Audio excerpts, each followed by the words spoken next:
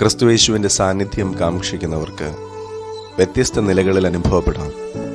ഹൃദയനുറുക്കത്തോടെ ആയിരിക്കുന്നവർക്ക് സമീപസ്ഥനായ ദൈവം മനസ്സ് തകർന്നവരെ ആശ്വസിപ്പിക്കുകയും അവരുടെ മുറിവുകളെ കിട്ടുകയും ചെയ്യുന്ന ദൈവം, ഏകനായവൻ്റെ അരികെ തുണ നിൽക്കുന്ന ദൈവം, 2 കാശിട്ട വിധവയുടെ ഉള്ള അവസ്ഥയെ അറിഞ്ഞ ദൈവം, കണ്ണുനീരിനെ തുടയ്ക്കുന്ന ദൈവം, അതിനെ മറികടക്കാത്ത ദൈവം, ദുർഘടങ്ങളെ നിരപ്പാക്കുന്ന ദൈവം, സംഖ്യയില്ലാത്ത അനർത്ഥങ്ങൾ തൻ്റെ മക്കളെ ചുറ്റിയാലും അതിൽ നിന്നും കൺമണി പോലെ കാക്കുന്ന ദൈവം, നിത്യജീവനെ നൽകുന്ന ദൈവം.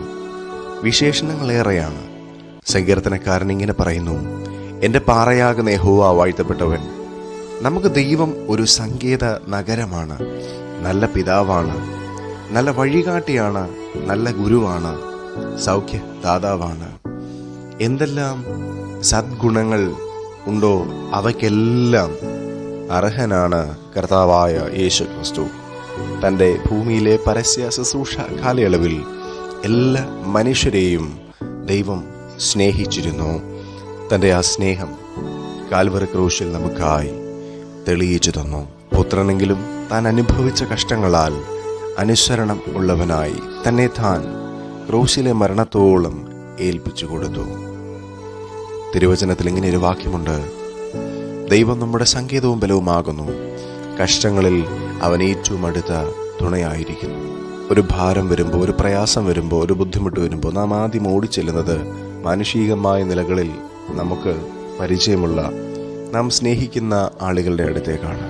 എന്നാൽ നല്ലൊരു പോം വഴി പറഞ്ഞു തരുവാൻ അവരെ കൊണ്ട് കഴിഞ്ഞു എന്ന് വരികയില്ല. നമ്മെ അറിയുന്ന, നമുക്കായി കരുതുന്ന ഒരു കർത്താവുണ്ട്. ആ ദൈവത്തെങ്കിലേക്ക് നമ്മുടെ ആവശ്യങ്ങൾ സമർപ്പിച്ചാൽ, നമ്മുടെ ഹൃദയം പകർന്നാൽ, ആ നിലവാരത്തിൽ നമ്മോട് സംസാരിക്കുന്നവനാണ് നമ്മുടെ കർത്താവ്. ജാതിഭേദമന്യേ ഏത് മനുഷ്യർക്കും അടുത്ത് ചെല്ലുവാൻ കഴിയുന്ന ഒരു വലിയ പാറയാണ് ക്രിസ്തു. മുഖം തിരിക്കുന്ന മനുഷ്യരെക്കാളേറെ അടുത്തു വന്ന് നമ്മുടെ ഹൃദയത്തിൽ വസിക്കുന്ന ആ ഒരു നല്ല ദൈവത്തിനാണ് ഏറ്റവും കൂടുതൽ പ്രസക്തി ഞാൻ കൊടുക്കുന്നത്. ദൈവം ഏവരെയും അനുഗ്രഹിക്കുമാറാകട്ടെ.